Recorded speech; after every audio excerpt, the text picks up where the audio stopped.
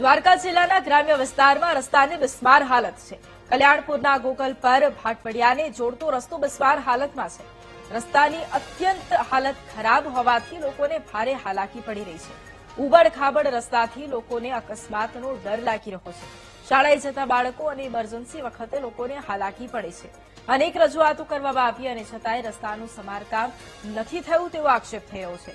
બિસ્માર રસ્તાનું જલ્દી જ સમારકામ કરવામાં આવે તેવી લોકોની માંગ છે। તો દ્વારકા જિલ્લાના આ રસ્તાઓ છે કે જે અત્યંત બિસ્માર હાલતમાં છે। આજ મુદ્દે સંવાદદાતા અશોક ફોન લાઈન પર છે। અશોક, દ્વારકા જિલ્લાના ગ્રામ્ય વિસ્તારમાં રસ્તાની હાલત અતિ બિસ્માર છે, શું સ્થિતિ છે ત્યાં?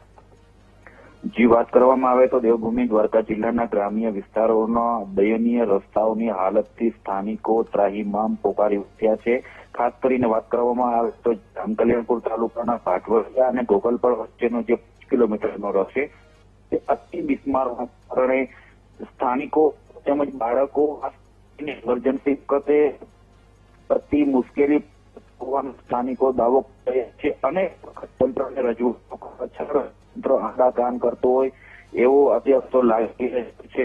જ્યારે ગોકલપર અને ભાટવડિયા વચ્ચેનો રસ્તો છે ત્યાં મોટા ખાડા આવેલા છે કે અકસ્માતનો પણ ભય છે। જો આવી કોઈ ઘટના ઘટે તો જવાબદાર કોણ, આવો પ્રશ્ન સ્થાનિક લોકોમાં પણ ચર્ચાઈ રહ્યો છે। જી વૈભવી। બિલકુલ, આભાર અશોક તમામ જાણકારી માટે।